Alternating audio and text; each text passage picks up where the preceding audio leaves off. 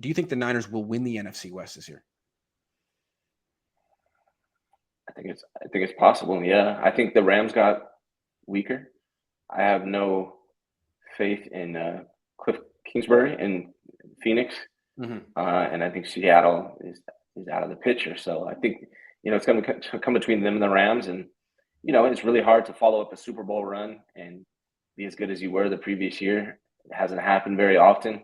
And again, I think the Niners got better. The Rams got worse. The Niners got better everywhere except for the offensive line, and maybe it'll shake out to where they're good. But right now, that's the biggest weakness that I see on the offensive side is going to be the offensive line. I'm a little curious about how that's going to work. What are you seeing from them? I heard they're a mess this week. Well, it's like we've seen the Niners win a lot of games with bad offensive line. I feel like what they can do, they can run a lot.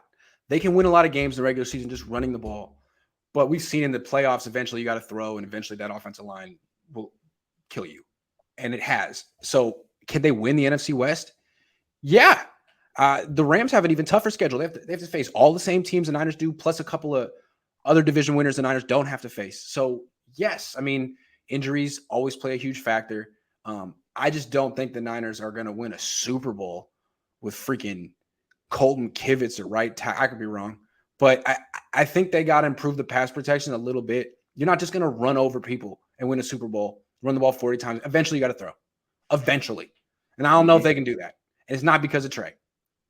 And speaking of that, the run game, in the preseason game, there were we can blame it on Trey Sermon or, maybe it was Trey Sermon, but the holes were not the same on that first group that was out there against Green Bay.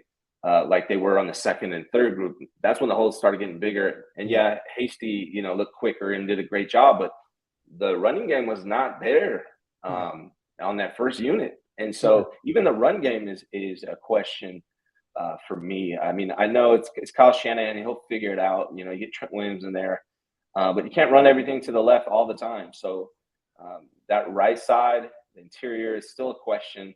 I'm still a little bit concerned about it. I think they'll figure it out because, Kyle Shanahan's known for his run game. So maybe he knows something we don't know. But in that Green Bay game, the holes were not there. And they've shown that they're having trouble pass protecting on that right side. So the O-line on the offense is definitely the biggest concern for me still. Yeah, also all offseason we were talking about center. Center is a huge issue. And it is. Jake Brendel has looked pretty decent this offseason, but he's got a lot more to prove. But all of a sudden, it seems like the big issue on the offensive line is right tackle. Because, we're going to talk about Javon Kinlaw next. He's had a great offseason in the sense that he was coming back from a serious surgery and needed to have no setbacks. Mission accomplished. Who was the other guy like that? McGlinchey. Serious surgery, needed to have an offseason free of setbacks. Didn't happen. Injured his knee. Hasn't been, so I'm a little concerned about him. What's he going to look like this year? Is this going to keep recurring? Is he at that stage? I don't know. Yeah. If so, what's the plan? It better be Jordan Mills. Yeah, we need McGlinchey at 100%. He needs to be 100% healthy, play 15 games at least in order for these guys to compete. Because if he's not 100%, what's he going to look like? And if he can't play at all, they haven't shown that they have an answer at that right tackle spot behind him. So that is a huge question mark right now headed into the season. I mean, in the most respectful way possible, even at 100% healthy, Mike McGlinchey is like decent at best. So yeah, he needs to be 100%. They can't be trotting out 80% Mike McGlinchey. Although, if the other option is Colton Kivitz, I don't know. Yeah. I don't know. I still don't understand why the Niners felt taking this Jimmy Garoppolo thing down, like preventing Jimmy Garoppolo from signing on with the team and having training camp with them was more important than creating $24 million in cap space and improving your offensive line. That doesn't make sense to me. You're afraid of Jimmy? You're afraid of Jimmy going to why? You don't like Jimmy.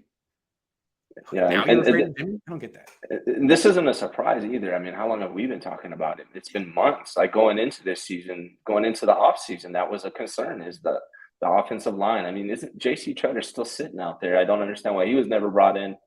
I mean, it just was not addressed like it needed to be addressed. And I think I'm hoping it doesn't come back to bite them.